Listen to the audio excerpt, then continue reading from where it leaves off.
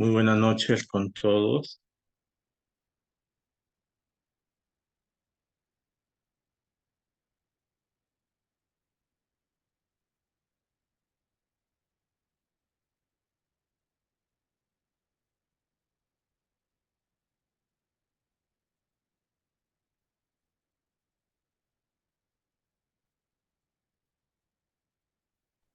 Buenas noches.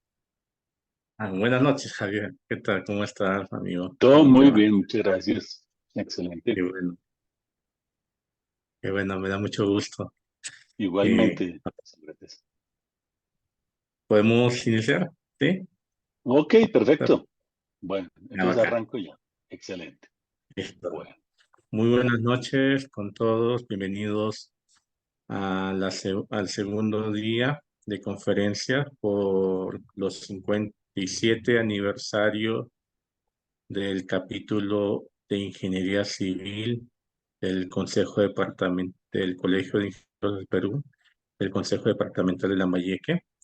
En esta oportunidad tenemos como ponente al PhD Javier Camacho Tauca. Él es ingeniero civil por la Universidad Militar Nueva Granada, con, con una maestría en ingeniería civil en el énfasis de geotecnia por la Universidad de los Andes, Colombia. Doctorado en Ingeniería Civil en el área de Dinámica de Suelos, Universidad Técnica de Lisboa, Portugal. Profesor titular en la Universidad Militar Nueva Granada en el área de Geotecnia, en el programa de Ingeniería Civil y en la maestría de Ingeniería Civil. Investigador asociado, investigador asociado a director de el investigador asociado de Ecociencias en el área de mecánica y dinámica de suelos en ingeniería de pavimentos, director del Laboratorio de Ingeniería Civil de la Universidad Militar Nueva Granada y paraacadémico del Consejo Nacional de Acreditación del Ministerio de Educación. En esta oportunidad voy a disertar el tema evaluación de la rigidez de arenas en pequeñas deformaciones, comparación entre ensayos Bender, Element y columna resonante. Bienvenido, estimado Javier. La audiencia es toda suya. Muchas gracias. encantado. Muchas gracias. Muy buenas noches para todos. En primer lugar, un agradecimiento al Colegio de Ingenieros y al profesor Sócrates por la gentil invitación, la cual con mucho gusto acepté. Y pues en este momento voy a presentarles un trabajo producto de resultado de un proyecto de investigación que desarrollamos en conjunto la Universidad Militar Nueva Granada de Colombia y la Universidad de Porto en Portugal. Con ellos hemos tenido un trabajo colaborativo ya de larga data, dado mi, el doctorado que yo hice en Portugal, entonces pues quedamos con unos vínculos muy fuertes y gracias a eso hemos podido desarrollar proyectos que hemos presentado en diferentes eventos internacionales, hemos publicado en revistas de alguna relevancia a nivel internacional y el tema que hoy les presento es uno de ellos. Bueno, como en general la audiencia posiblemente no es toda versada en estos temas, vamos a tratar de explicarlo de la forma más sencilla posible. Siempre hay una forma sencilla. Eh, Se trata pues de un tema que tiene relevancia en dinámica de suelos, que es una de las áreas de geotecnia que pues como todos sabemos es una de las áreas grandes en que se divide la ingeniería civil, el área de geotecnia. Bien, en este caso, como lo mencionaba, vamos a estudiar la rigidez de arenas en pequeñas deformaciones y la comparación que se hizo con dos ensayos eh, muy utilizados en esta área. Bien, en este trabajo, pues se trabajó en conjunto entre las dos instituciones y pues me gusta presentar a las personas que en los trabajos participaron. Yo apenas soy el que voy a presentarlo, pero por supuesto que hay otros colegas que colaboraron. En primer lugar está Fausto Molina Gómez. Fausto es un antiguo estudiante mío de Ingeniería Civil en la Universidad Militar Nueva Granada en Bogotá, quien después desarrolló su doctorado, acaba de entregar y defender su tesis doctoral esta semana en la Universidad de Porto, y pues este trabajo forma parte de algo de lo que él presentó en su tesis. También está el profesor Antonio Viana Fonseca, fue su orientador, también fue coorientador doctoral mío, y él es profesor en la Universidad de Porto. Otro integrante del equipo, en este caso otra, es Cristiana Ferreira, también profesora de la Universidad de Porto. Y por último, quien les habla, Javier Camacho Tauta. Soy profesor en la Universidad Militar Nueva Granada en Bogotá.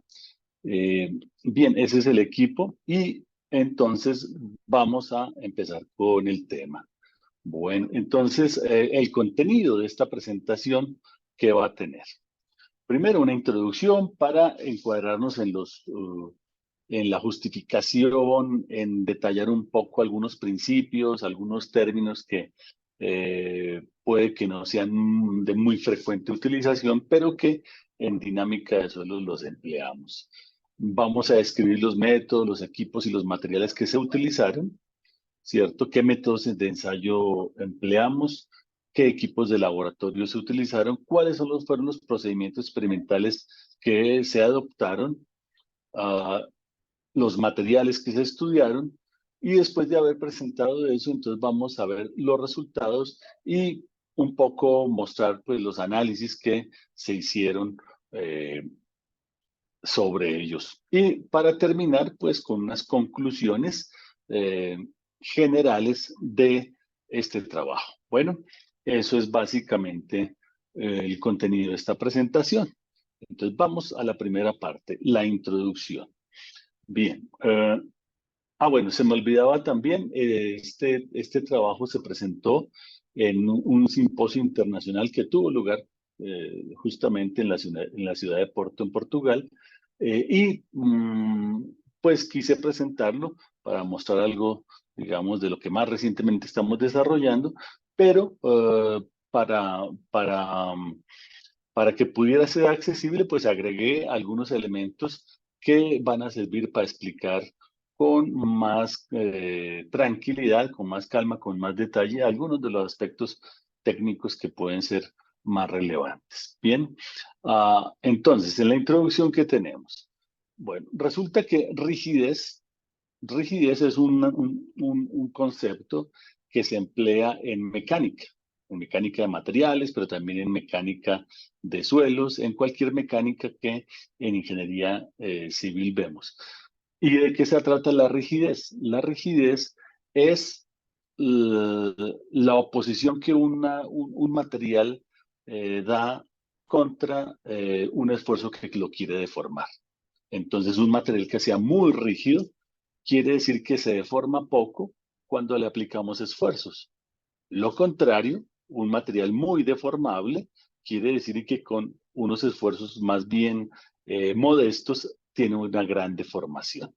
Entonces, la rigidez es una propiedad muy importante y se utiliza en análisis y diseño de cualquier estructura geotécnica. Nosotros entendemos por estructura geotécnica cualquier estructura de ingeniería civil en la que el suelo desempeña un papel fundamental. Por ejemplo, cuando el suelo en un sistema de cimentación es el que soporta finalmente las cargas que vienen de la superestructura, pues el suelo es protagonista, porque el equilibrio del sistema va a depender del suelo. En tanto que, por ejemplo, en un talud, el suelo mismo es parte del material que crea los esfuerzos que quieren hacer que se produzca el talud. Y así podríamos dar diferentes ejemplos de estructuras geotécnicas. Bueno, esas estructuras geotécnicas, antes de ser construidas, tienen un diseño. Y un diseño se basa entonces en unos procedimientos, unas metodologías que a su vez están respaldadas por modelos matemáticos que describen el comportamiento de los materiales ante diferentes solicitaciones. Es decir, un material le aplicamos un esfuerzo, se deforma. Un material le hacemos pasar agua a través de los poros, entonces hay una filtración. En fin, todos esos fenómenos naturales por los cuales los materiales pasan, al final los expresamos para efectos de análisis y diseño a través de modelos. Un modelo es una ecuación o un conjunto de ecuaciones que sirven para saber, para estimar cuál va a ser el comportamiento del material o de la estructura geotécnica ante la aplicación, por ejemplo, de esfuerzos. Y claro, necesitamos ese modelo porque en el análisis, justamente en el diseño, necesitamos estimar qué es lo que va a ocurrir. Con eso, sí, ocurre que o los esfuerzos son excesivos, las deformaciones excesivas, o se llega a la falla, pues analicemos otras alternativas de diseño, hasta encontrar la alternativa que es la adecuada, que frente a las exigencias externas se comporta adecuadamente, es decir, ni falla, ni se deforma en exceso, ni presenta otros comportamientos que puedan ser indeseables. Ese es el proceso de análisis y diseño. Así que para ese análisis y diseño necesitamos modelos y esos modelos requieren algunos parámetros que representen las propiedades del material. Una de esas, que es la que nos atañe en esta charla, es la rigidez. ¿Qué tan rígido es un material? ¿Y qué ocurre? Pues entonces, rigidez lo podríamos ver así, ¿no? Digamos, esta es una gráfica en que tenemos en el eje horizontal, tenemos deformación y en el eje vertical tenemos esfuerzo. Así que si nosotros aplicamos un determinado esfuerzo al material, él se va a deformar. Si estuviéramos en unas condiciones ideales, es posible que las deformaciones sean pequeñas y además sean directamente proporcionales a los esfuerzos. Entonces, en particular, nos interesa mucho en geotecnia lo que son los esfuerzos y las deformaciones cortantes. ¿Qué es un esfuerzo de una deformación cortante? Imagínense que tenemos un elemento que era un cubo y le aplicamos una fuerza que lo distorsionó, le produjo esta deformación angular. Esa fuerza, dividido el área sobre la cual se aplica, esa fuerza la llamamos esfuerzo cortante. A esa fuerza aplicada sobre el área, ese esfuerzo cortante aquí representada por ese símbolo que es la letra griega tau. Y la deformación la representamos a través de cuánto fue esta distorsión en el sentido de la fuerza aplicada dividido la longitud del elemento, delta X sobre L, y eso nos da esfuerzo, deformación cortante. Bueno, entonces esfuerzo cortante, deformación cortante. Así que si nosotros le aplicamos a este elemento un esfuerzo cortante, se va a producir una deformación, ¿cierto? Y en condiciones ideales, ese esfuerzo y esa deformación son directamente proporcionales. Es cuando decimos que el material se comporta de forma lineal. Y esa linealidad, ¿cierto? La relación, la razón entre el esfuerzo y la deformación es lo que vamos a llamar el módulo. En este caso, como el esfuerzo es cortante y la deformación es cortante, le llamamos módulo cortante, este símbolo G, ¿cierto? Y pues sería la pendiente de esta línea. ¿Cuánto fue el cambio en el esfuerzo cortante? ¿Cuánto fue el cambio en la deformación cortante? Y eso nos resulta siendo el esfuerzo cortante, el módulo cortante, el cociente entre esfuerzo y deformación. Cuando se trata de pequeñas deformaciones, podemos considerar que efectivamente la relación entre el esfuerzo y la deformación son lineales, como lo sugiere esta línea recta. Cuando son pequeñas deformaciones en un suelo, ese rango de pequeñas deformaciones es muy estrecho. Rápidamente pasamos a deformaciones en las cuales ya no podemos considerar esa linealidad.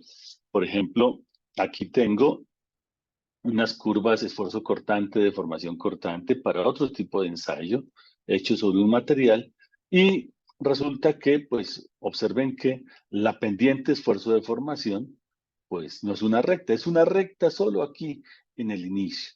Después es una curva. Perdón, disculpe. Entonces, por consiguiente, ahí tenemos eso de las pequeñas deformaciones que está mencionado en esta frase. Luego, el módulo a muy pequeñas deformaciones en una masa de suelo es la pendiente de esta curva inicial. Pero ese módulo se ve afectado por otros aspectos. Por ejemplo, aquí en esta leyenda dice confinamiento. Confinamiento es, digamos, los esfuerzos que hay alrededor del material.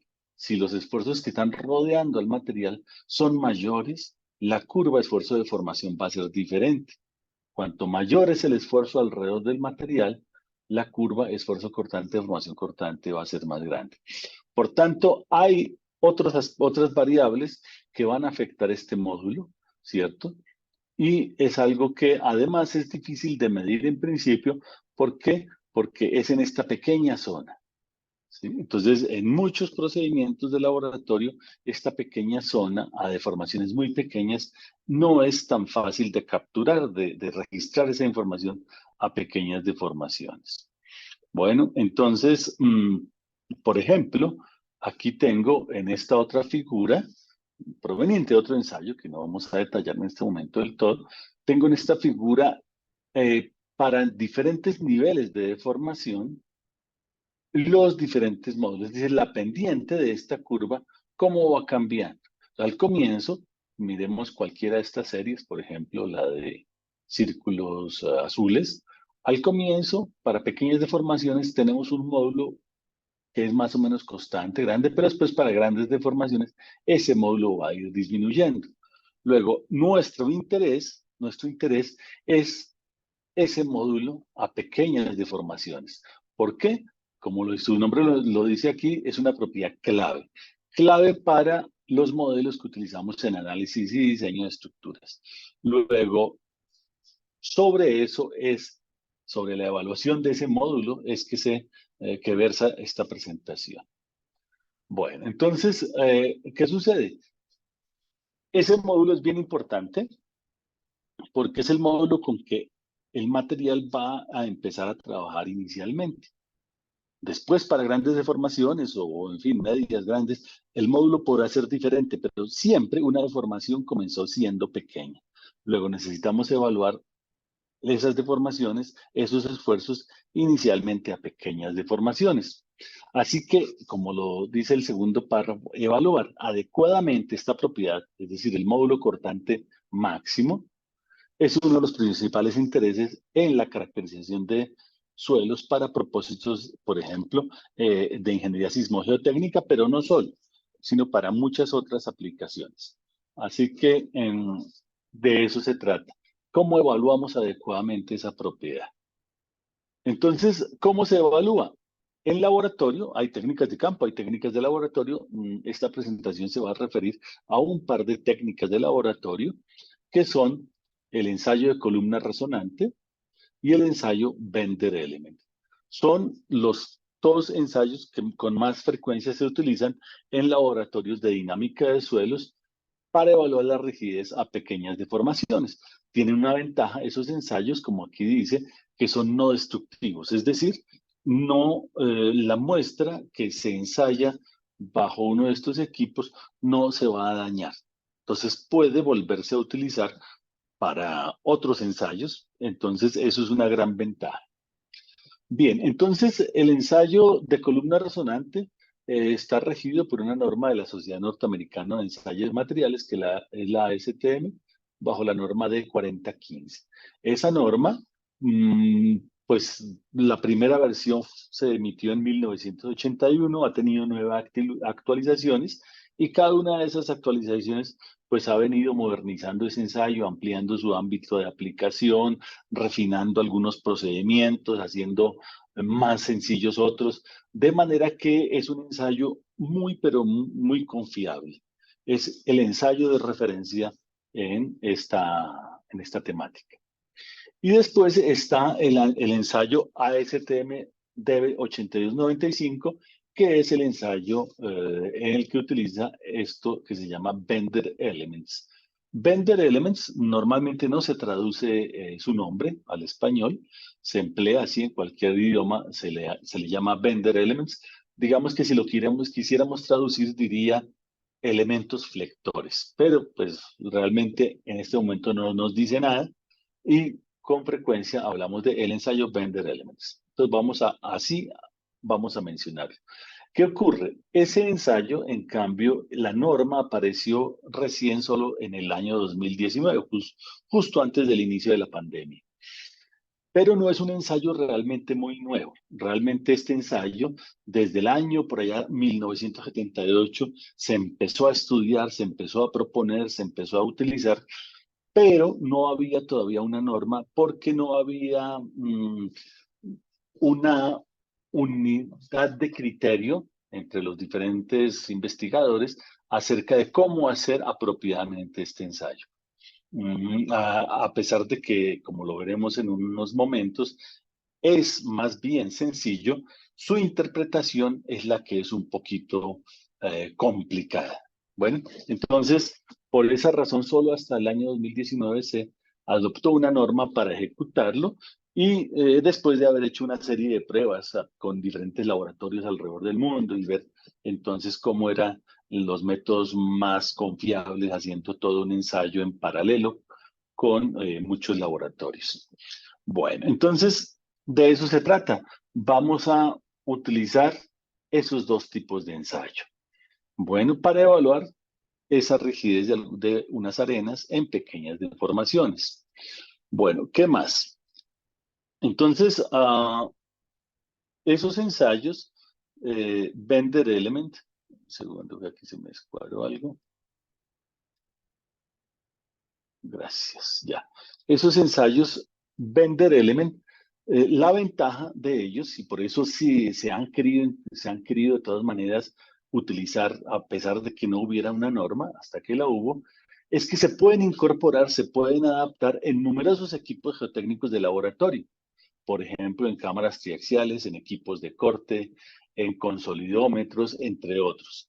¿Sí? ¿Por qué? Porque además de hacer el ensayo como tal para el cual está diseñado ese determinado equipo geotécnico, también se pueden hacer mediciones con el Bender Element. Entonces, secuencialmente se hacen los ensayos, obtenemos entonces mayor cantidad de información sobre un solo espécimen. Entonces hay experiencias con cámaras triaxiales innumerables, la mayoría es así, en consolidómetros, que son los equipos de laboratorio para obtener la compresibilidad del suelo, en centrífugas geotécnicas, que son unos equipos que simulan o con los que se pueden ensayar modelos geotécnicos a escala reducida, en mesas vibratorias también.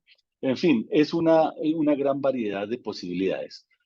Mientras que dispositivos que combinen los dos ensayos que estamos mencionando, de columna resonante y Bender Element, que tengan esa combinación, son poco usuales, no son tan frecuentes por varias razones. Una de ellas es que el Bender Element, la presencia de este ensayo, de este aparatico que vamos a describir más adelante, en ocasiones puede alterar el equilibrio que se necesita en el ensayo de columna resonante. Entonces, a veces es difícil implementar en un solo equipo, aunque sí hay. Y aquí vamos a mostrar unos resultados en un equipo en que los dos ensayos se hacen en el mismo aparato.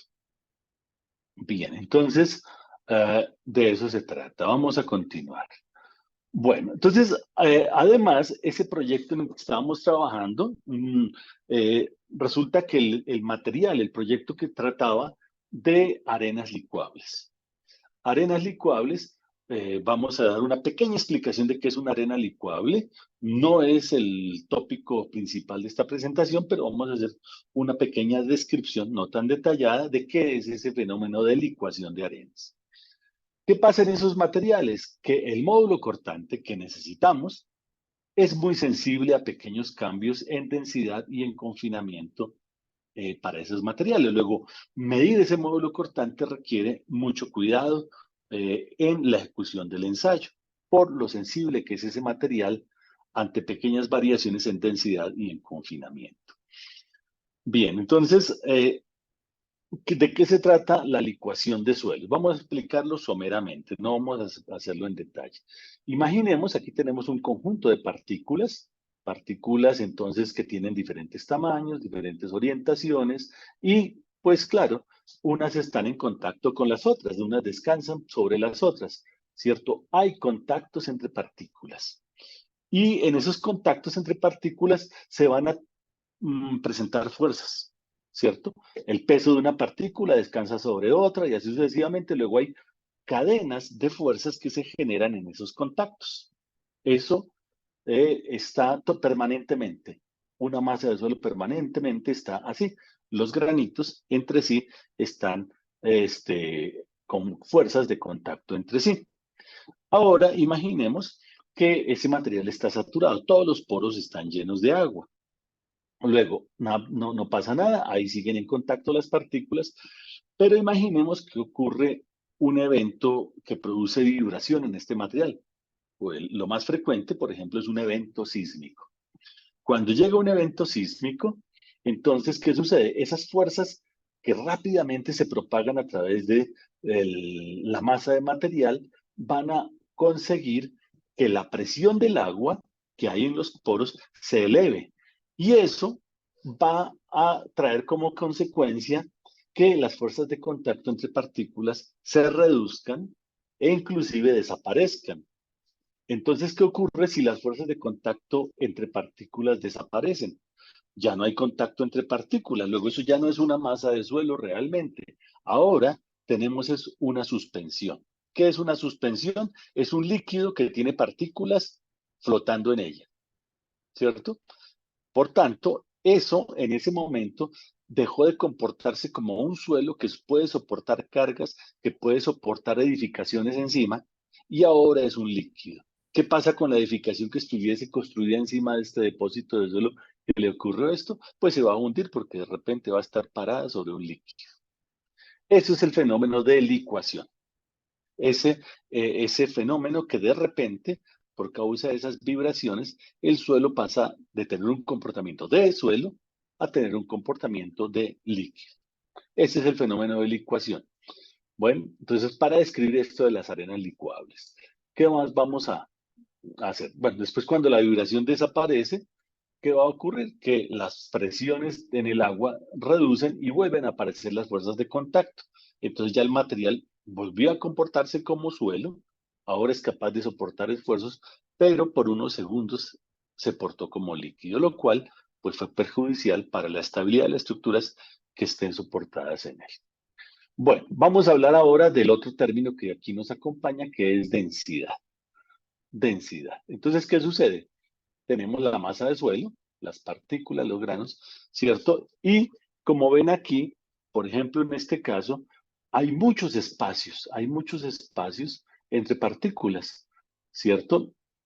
Esos espacios entre partículas entonces hacen que, claro, los puntos de contacto entre ellas, entre las partículas, sean más pequeños, lo que hace que la estructura del suelo sea, digámoslo así, un poco más débil, esa estructura es menos estable porque hay pocos contactos. Entonces, una valoración de qué tantos espacios hay en el suelo se hace a través de algo que se llama la relación de vacíos, que es la cuantificación del volumen de vacíos que hay, o sea, toda esta zona azul, dividido el volumen de sólidos, o sea, todo lo que son los granitos grises. Entonces, un material que tiene muchos espacios, muchos poros, decimos que la relación de vacíos es elevada. En tanto que un material que tenga pocos poros tendrá una relación de vacíos baja. ¿Qué ocurre? Para un material en particular, podemos tener la relación de vacíos máxima posible, lo más suelto posible que puede estar el material, o la relación de vacíos mínima posible, lo más compacto que puede estar. Y entonces una calificación de qué tan suelto o qué tan denso está el material es a través de esta propiedad de índice que se llama la densidad relativa, que califica cómo está el material, cuál es su relación de vacíos con respecto a los valores máximos o mínimos. Entonces, un material que tenga pocos vacíos está muy compacto, tiene una densidad relativa alta, mientras que un material que esté muy suelto tiene una densidad relativa baja. Claro, hay materiales que pueden tener mejores densidades relativas. Por ejemplo, si tuviéramos esto, mire, partículas pequeñas ocupando espacios que dejan las partículas grandes, esto va a hacer que el material tenga menos relación de vacíos y a su vez la densidad relativa puede ser más grande, haciendo que haya más contactos entre partículas y entonces sea más estable la estructura. En el caso de los suelos que nos van a ocupar, era el caso de este material, un poco más suelto. Bueno, bien.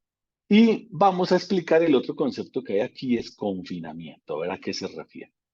Entonces, tenemos una masa de suelo, un terreno. Vamos a colocar aquí un terreno, así como está. Esta es la superficie del terreno. Y si estudiásemos un elemento a cierta profundidad, un elemento de suelo, pues ese elemento a cierta profundidad está sometido a esfuerzos. ¿Debido a qué? Al peso propio del material que hay por encima. Entonces, el peso del material que hay por encima genera unos esfuerzos verticales, pero también unos esfuerzos horizontales.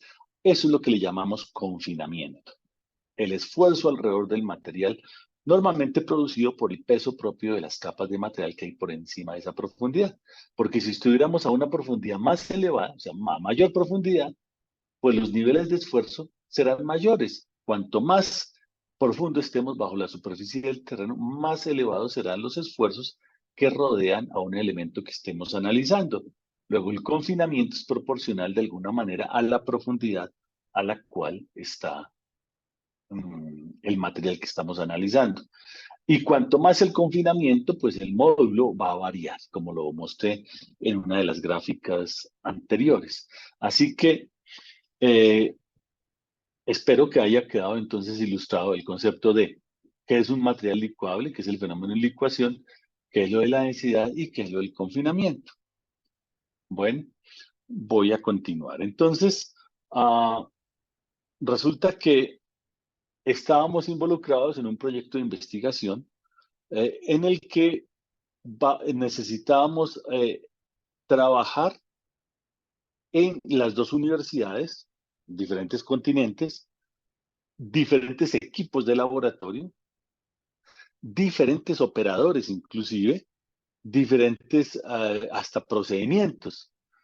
Entonces, para poder trabajar en colaboración debíamos ponernos de acuerdo. ¿Para qué? Para que los resultados de alguna manera fueran comparables. Así que debimos adoptar un procedimiento para poder comparar esos resultados. Además, no solamente el procedimiento para ejecutar el ensayo, sino un procedimiento para comparar esos resultados que provenían de diferentes métodos, diferentes equipos, diferentes operadores. Bueno, además, para estar un poco más seguros de que el método de comparación fuera adecuado, lo validamos utilizando un equipo que tuviera los dos tipos de ensayo, columna resonante y Bender-Lemes, y además lo hicimos en una arena de referencia, no la arena que estábamos estudiando para el proyecto, sino una arena que es muy conocida, muy utilizada alrededor del mundo, como digamos, una arena estándar. Entonces, ha sido muy estudiada, muy conocida, entonces poder comparar en ese material era muy, pero muy útil. Bueno, entonces, pues me adelanto a las conclusiones, pero la comparación de los resultados entre estos dos ensayos, ¿cierto? Se mostró que en ambos métodos de ensayo son confiables, producen resultados parecidos siempre y cuando los comparemos con la metodología que propusimos, y es confiable para la caracterización de esa rigidez que hemos venido hablando a pequeñas deformaciones y especialmente en los materiales que estamos estudiando, que son esas arenas licuables. Bueno, entonces vamos a avanzar hacia los métodos de ensayo. Entonces voy a describir lo más sencillamente posible los dos ensayos que empleamos. Bueno, entonces el primero que voy a explicar se trata del ensayo de columna resonante. Ese es un nombre pues un poquito, digámoslo así, rimbombante, ¿cierto? Pero vamos a ver de qué se trata para quienes de pronto no lo conozcan. Entonces, ¿qué sucede? Este es un esquema de un equipo. Es una cámara a presión, como cualquier cámara triaxial, es una cámara a presión. ¿Y por qué necesitamos una cámara a presión? porque aquí está la muestra de suelo. Esta sería, voy a ampliar un momentico esto para verlo mejor. Eso. Entonces, ¿qué tenemos? Aquí está la muestra de suelo, que es un espécimen cilíndrico de 50 milímetros de diámetro por 100 milímetros de arcilla. ¿Qué sucede? Esta muestra, por ejemplo, pudo haber provenido de una perforación que se hizo en el terreno y esa muestra se extrajo de cierta profundidad. Entonces, ¿qué ocurre? A esa profundidad ella tenía un confinamiento, estaba sometida a un esfuerzo alrededor, como lo acabamos de explicar, y ese esfuerzo alrededor le va a conferir unas propiedades mecánicas, un comportamiento mecánico diferente a si la ensayamos sin ningún tipo de confinamiento. Luego, cuando sacamos la muestra y si la sometiéramos a ensayos mecánicos o dinámicos sin ningún confinamiento, pues estamos siendo de alguna manera injustos con ese material porque cuando está sin confinamiento va a tener un peor desempeño. Entonces, no es la única razón, pero la excusa más inmediata de que metamos la muestra en una cámara a presión es para replicar ese confinamiento a que estaba sometido el material allá en el terreno. Entonces, por eso tenemos esa cámara a presión. Aquí tenemos entonces algunos dispositivos para generar la presión y aplicarla alrededor de la muestra. También el agua en los poros estaba sometida a una presión. Entonces, aquí también generamos una presión que llamamos contrapresión y que aplicamos también en el interior de la muestra. Bueno, eso es, digamos, hasta aquí donde está descrito, es lo que le ocurre a cualquier muestra en una cámara triaxial de los diferentes tipos que hay. Bueno, pero aquí comienza la diferencia, que es un ensayo de columna resonante. Entonces, ¿qué sucede? La muestra, ese cilindrito de arena, en este caso va a ser de arena, digamos que está acoplado aquí a esta base fija.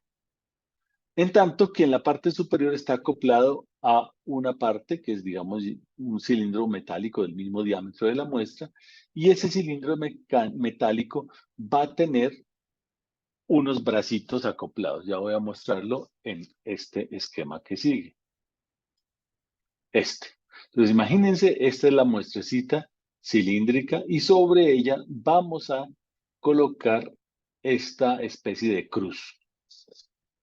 Esa cruz tiene en cada extremo un imán. Este bloquecito de color naranja es un imán. Hay 4 imanes. Bueno, y entonces, ¿qué va a ocurrir? Resulta que en cada imán, alrededor de cada imán, vamos a colocar una bobina. ¿Qué es una bobina? En términos sencillitos, es un rollo de alambre de cobre. Entonces, vamos a colocar una bobina en el extremo de en cada extremo de todos los imanes. Es decir, una bobina aquí a este lado, una aquí a este lado. En total, aquí habrían 8 bobinas. ¿Qué va a pasar? Cuando le apliquemos una corriente eléctrica a esas bobinas generan un campo eléctrico, electromagnético. Y entonces, si la corriente, el campo es positivo y aquí este polo es positivo, entonces el imán tiende a alejarse de la bobina, porque recuerden que polos iguales se repelen. Mientras que si el campo fuera negativo y la bobina tuviera un polo positivo, aquí, pues al contrario, se atraen. Entonces, en cada extremo de cada imán hay una bobina. Bueno, vamos a aplicarle corrientes de forma tal que la corriente que vamos a aplicar es de tipo, digamos, va variando, es una corriente sinusoidal. O sea, a veces es positiva, baja, es negativa, positiva, negativa, lo que va a implicar que el imán a veces quiera moverse hacia adentro de la bobina, pero otras veces quiera alejarse. Entonces, ¿qué vamos a pasar? Al final, todo esto coordinado va a generar un torque sobre la muestra, porque los imanes van a tratar de hacer girar este brazo. Y este brazo está anclado a la muestra, por consiguiente, vamos a aplicar un torque al material. Y ese torque va a ser entonces a veces positivo, a veces negativo, siguiendo un régimen sinusoidal. Entonces, ¿por qué se hace todo esto? ¿Por qué queremos aplicarle torsión a la muestra? Aplicarle torsión a un material no es otra cosa que aplicar un par de esfuerzos cortantes. Por tanto, el material se ve exigido a esfuerzos cortantes. Eh, y mm, esa torsión que vamos a aplicar de forma cíclica, ¿cierto? Va a estar tratando de torcer la muestra, de hacerla rotar en la parte superior mientras está fija en la base. Entonces estamos exigiéndole a la muestra, le estamos aplicando un torque, esa muestra va a girar. Claro, esto está, recuerden que estamos hablando de pequeñas deformaciones, estamos hablando de valores de deformación sumamente pequeños. Y por eso se necesita todo esto que estamos justificando acá. Además, porque el, el ensayo requiere que la muestra reciba un torque, pero que lo haga sin un elemento mecánico que esté en contacto con la muestra. Y por eso se necesita una fuerza electromagnética, para que sin contacto le apliquemos torque al material. Bueno, entonces eso es básicamente el ensayo de columna resonante. ¿Qué ocurre? O el equipo. ¿Qué ocurre durante el ensayo? Entonces aquí un esquema más sencillo del equipo, pues digamos la base, la muestra cilíndrica y aquí este disco, en este esquema este disco representa la cruz y los imanes. ¿Sí? Lo mismo que en el dibujo anterior, pues, pero sin tanto elemento, más sencillo, solamente para hacer el esquema más fácil más simplificado. Entonces, cuando se aplica aquí un torque, entonces hay una rotación de la parte superior. Así que, ¿qué es lo que va a ocurrir? En esta gráfica tenemos la serie, la línea verde es el torque aplicado y la roja es la rotación producida. Entonces, el torque lo vamos a aplicar pero gradualmente vamos a ir aumentando la frecuencia de ese torque. Si vieron que ahora hay más ciclos y ahora van aumentando los ciclos en este caso, ¿cierto? Hay más ciclos en esta ventana, ahora me estoy devolviendo y hay menos ciclos, ¿cierto? Lo que estoy cambiando ahí es la frecuencia con la cual estoy haciendo rotar este elemento. Así que, ¿qué va a ocurrir? Aquí hay un diagrama a la derecha de cómo cuando voy aumentando la frecuencia, la relación entre el giro y el torque aplicado va creciendo. Llegamos a cierta frecuencia y esa relación empieza a decrecer. Resulta que la frecuencia donde tenemos esta máxima deformación, a eso se le llama la frecuencia de resonancia. Resonancia es el efecto de que yo le aplico una vibración a un objeto, a un cuerpo, a un sistema, a una estructura, le aplico una vibración mediante, por ejemplo, un motor, algo que lo haga vibrar, y la estructura entonces va a deformarse, va a vibrar. Pero si lo hago a cierta frecuencia, la vibración va a ser más elevada. Y eso es porque la frecuencia con la que le estoy, digamos, estimulando al sistema coincide con la frecuencia natural del sistema. Los sistemas mecánicos tienen una frecuencia natural que depende de su rigidez y de su masa. Entonces, aquí en la condición de resonancia vamos a tener la mayor deformación posible, todavía dentro del ámbito de pequeñas deformaciones. Ese es básicamente el ensayo, es buscar a qué frecuencia tenemos la mayor rotación, y esa es la frecuencia de resonancia. Resulta que en este equilibrio dinámico van a participar un gran número de variables, como está aquí ilustrado en esta figura. Variables que podemos agrupar en 4. Entonces, primero, unos datos del espécimen, por ejemplo, cuál es su diámetro, cuál es su longitud, cuál es su densidad de masa. Son datos geométricos y físicos. Pero también algo que se deriva de los anteriores que se llama momento polar de inercia de masa. ¿Listo? Entonces depende de esas propiedades físicas del espécimen que estamos ensayando. Pero también depende de unos factores de calibración del aparato. Unos factores de calibración que aquí están listados. pero también de los datos que yo tomo durante el ejercicio de hacer vibrar a este cilindro. Por ejemplo, el torque que le aplico, que es proporcional a la corriente que le induzco a las bobinas, es algo que conozco. La frecuencia que estoy aplicando, qué tan rápido estoy produciendo esa vibración o no.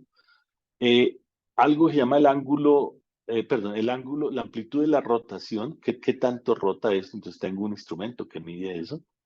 Y algo es el desfase entre el torque y la rotación que ocurre en sistemas dinámicos.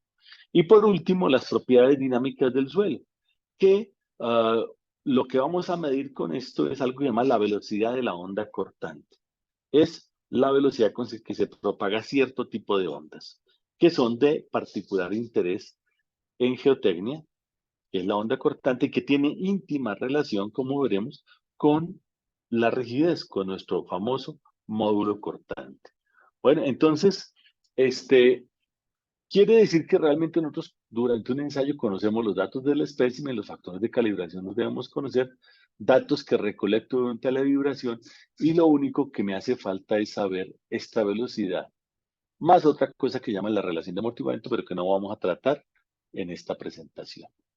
Resulta lo siguiente, que cuando el sistema está vibrando a la frecuencia de resonancia, esta ecuación que está complicadita, que tiene tantos elementos, en esa condición de resonancia, la ecuación es un poco más sencilla. Y aquí, en esto, esta es la frecuencia de resonancia que obtenemos buscándola en el ensayo, la longitud de la muestra, el momento polar de inercia de la muestra, que tiene algo que conocemos, el momento polar de inercia de masa del equipo, que también vamos a conocer por calibración. O sea que aquí la única incógnita es la velocidad. Bueno, se puede buscar qué velocidad concuerda con estos datos para que se ajuste a esta ecuación. Y una vez tenemos la velocidad de propagación de la onda, vamos a calcular el módulo cortante máximo mediante esta expresión, que dice que el módulo cortante máximo es igual a la densidad de masa multiplicado por la velocidad de la onda cortante al cuadrado.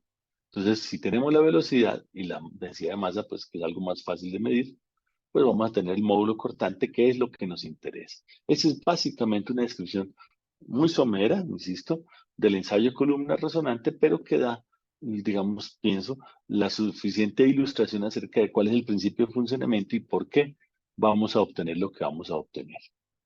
Vamos a pasar al segundo tipo de ensayo para describir lo que es el ensayo de Bender Elements. Entonces, ese ensayo Bender Elements, ¿qué ocurre? Tenemos una probetita de suelo. En uno de los extremos vamos a colocar un elemento que tiene una propiedad que se llama piezoelectricidad. La piezoelectricidad es una propiedad que tiene algunos materiales que cuando le aplicamos algún voltaje, ellas vibran. Entonces va a vibrar mm, y aquí vamos a colocar otro elementito que es el receptor, que es otro elemento que tiene también esa propiedad y que hace que cuando le llegue una vibración, él genere un voltaje. Bueno, entonces, ¿qué sucede? Que vamos a aplicarle un voltaje al transmisor, un voltaje que es así de esta forma, un pulso sinusoidal. Este transmisor va a tener una pequeña vibración, muy pequeña, pero suficiente como para que esa vibración se propague por el suelo y va a llegar al otro extremo esa vibración y va a generar un pequeño voltaje. Ese voltaje es medido y tenemos unas gráficas como las que están acá. Entonces, ¿qué sucede? Aquí hay una diferencia de tiempo entre el instante en que empezó el pulso y el instante en que la onda es recibida aquí arriba. Este tiempo es lo que le tomó a la onda en viajar a través del suelo. Así que podemos calcular la velocidad de esa onda, que es una onda cortante, como la distancia entre los dos elementitos dividido el tiempo de viaje. Y una vez tenemos esto, pues con esta ecuación nuevamente calculamos el módulo cortante máximo del suelo. De ahí calculamos ese módulo. Bueno, entonces, ese es el principio de funcionamiento de los Bender Elements. Son unas laminitas muy chiquiticas. En la siguiente lámina tengo esto. Es un elementico que está acá. Esta pieza tiene unos 7 centímetros de longitud, por tanto, esto de acá es un inserto que tiene como 1 centímetro de ancho unos 4 o 5 milímetros de altura y 1 milímetro de espesor. Entonces esto queda embebido dentro de la muestra de suelo que va a descansar aquí sobre esta superficie. Así que gracias a la parte electrónica de lo que funciona acá, tenemos el pulso y al cabo de algunos microsegundos tenemos la respuesta. Entonces, de ahí tenemos la posibilidad de medir esa velocidad de propagación de la onda. Eso requiere cierta electrónica, por supuesto, un aparato que genere las ondas que necesito, que se las envíe al transmisor, un aparato que las reciba, que las filtre, las amplifique, las envíe a un osciloscopio y en la pantalla de un computador, por ejemplo, podremos ver la señal enviada, la señal recibida y el tiempo, el eje horizontal de este dibujo es tiempo, y el tiempo que se tomó la onda en propagarse. Bueno, entonces esa fue la explicación de los dos tipos de ensayo que vamos a emplear. Cómo con esos ensayos obtenemos velocidades de onda y cómo podemos calcular entonces módulos cortantes. Esos equipos, entonces, como dije, están en diferentes universidades. Entonces, por ejemplo, este era el equipo triaxial de la Universidad de Porto en Portugal. Aquí está la muestra dentro de la cámara triaxial y aquí la parte electrónica para poder hacer ensayos de Bender Element. Listo, entonces pues aquí hay una descripción de las características del equipo, los equipos electrónicos que la acompañan, ¿cierto? Aquí en la siguiente imagen tenemos la columna resonante de la Universidad Militar. Aquí está la muestra, la parte de los imanes y las bobinas está aquí. Y aquí pues hay una imagen de uno de los ensayos. Entonces aquí una descripción de lo que consta de ese equipo. Y finalmente el otro equipo que usamos fue la columna resonante de la Universidad de Lisboa en Portugal también, que es un equipo que tiene las dos características, o sea, tiene columna resonante, pero también tiene Bender Elements. Luego, se pueden hacer los dos ensayos secuencialmente sobre una muestra del mismo material en idénticas condiciones, por tanto, es posible comparar entre ellas. Bueno, una descripción de los procedimientos. ¿Qué pasa? Los especímenes de suelo se elaboraron a diferentes densidades relativas aplicando un método que se llama pluviación en aire. Y básicamente el método es que tenemos un molde y vamos mediante un embudo a ir depositando suavemente la arena seca. Suavemente, ¿por qué? Porque queremos que la arena quede lo más suelta posible. Entonces, esto es lo que llama pluviación seca. En comparación con este otro método que se llama método pues, de compactación en seco, en donde no solamente las partículas caen y se acomodan, sino que también podemos usar un pequeño pistoncito para dar unos golpecitos y compactar un poco más si queremos que la muestra quede un poco más compacta. Entonces, son los dos métodos que se emplearon aquí según la densidad que queríamos que adoptara el material para ser ensayado. Bueno, listo. Siguiente aspecto. Las arenas entonces se elaboraron a las densidades naturales del terreno, donde fueron obtenidas mediante unos ensayos de campo. Y los especímenes se ensayaron en condiciones de total saturación, reproduciendo las condiciones de campo. Bueno, también, entonces, después de haber saturado el material, se aplicaron esfuerzos de consolidación bajo esfuerzos de confinamiento que variaron entre 20 y 500 kilopascales porque queríamos medir cómo era el efecto del confinamiento sobre la rigidez. Bueno, entonces por eso se hicieron, como vamos a ver, eh, esos ensayos. Y al final del ensayo, las muestras se removieron cuidadosamente para determinar cuál fue la relación de vacíos final. ¿Qué materiales empleamos? Entonces, los materiales empleados fueron los siguientes. Una arena de Portugal, que el proyecto se enmarcaba en un proyecto europeo que escogió ese sitio para estudio. Una arena aluvial del valle del río Tajo que queda, pues, cerca de Lisboa. Es una región que ha sido afectada por licuación de suelos, específicamente en un sismo ocurrido en 1909. Y el siguiente material que se empleó es un material también del centro de Lisboa, un poco más allá en toda la ciudad, que se llama el sitio Terreiro do Paso. y es un suelo que también en el pasado experimentó licuación, entonces pues por eso era de interés de estudio. Y la arena de referencia es una arena llamada arena de Toyura, que es una arena japonesa que es de unas propiedades muy conocidas y ya se han utilizado para ensayos en todo el mundo. Bueno, entonces, ¿esos materiales cómo eran? Bueno, aquí hay una lista con unas propiedades físicas, digamos, más destacadas, la gravedad específica de sodio, las relaciones de vacíos máxima y mínima, qué contenido de finos tiene, el tamaño promedio de las partículas y un par de indicadores de cómo es la curva granulométrica. Aquí está a propósito de la curva granulométrica de los tres materiales. Como se ven, son relativamente parecidos los tres materiales. Bien, entonces, ¿qué hicimos? Ensayos Bender-Element, ensayos de columna resonante, eh, y vamos a mostrar esos resultados. Entonces, tengo aquí una tabla resumen sobre qué tipo de material, la arena de Norte de Benavente, la arena de Terra y Dupaso y la arena de Toyura. ¿Qué tipo de ensayos se ejecutó? Bender-Element o columna resonante o ambos. ¿Cuál era la relación de vacíos que tenía el material cuando se conformó y por consiguiente cuál era su densidad relativa y los diferentes esfuerzos de confinamiento que se emplearon para ensayar esos materiales, cada una de esas probetas? Bueno, entonces tuvimos resultados típicos, por ejemplo, de columna resonante. Aquí se muestran los resultados y el punto de resonancia y con base en eso se obtienen las velocidades de propagación a través de optimizar los datos en esta curva. Y por el lado de los Bender Elements también. Lo mismo, la velocidad de propagación se mide a partir de la distancia y el tiempo de viaje. Aquí entonces queríamos ver cómo era el efecto de la frecuencia de la ondita, del pulso. Y pues no, pues la verdad es los tiempos de llegada dieron todos muy parecidos.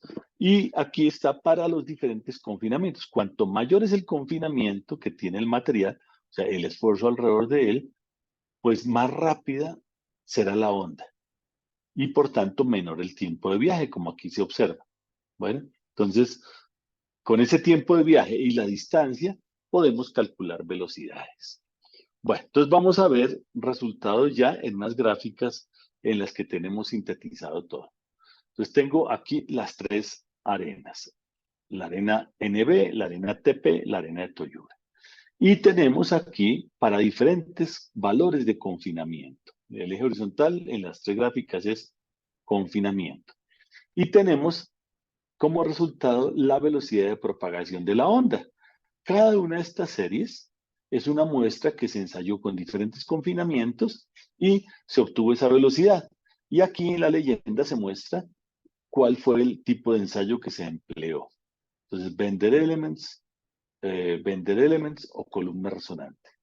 Como ven, los resultados dieron diferentes.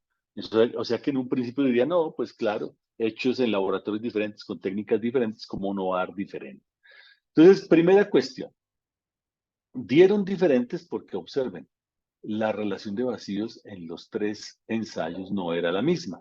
Y decíamos que la relación de vacíos jugaba un papel importante en la rigidez.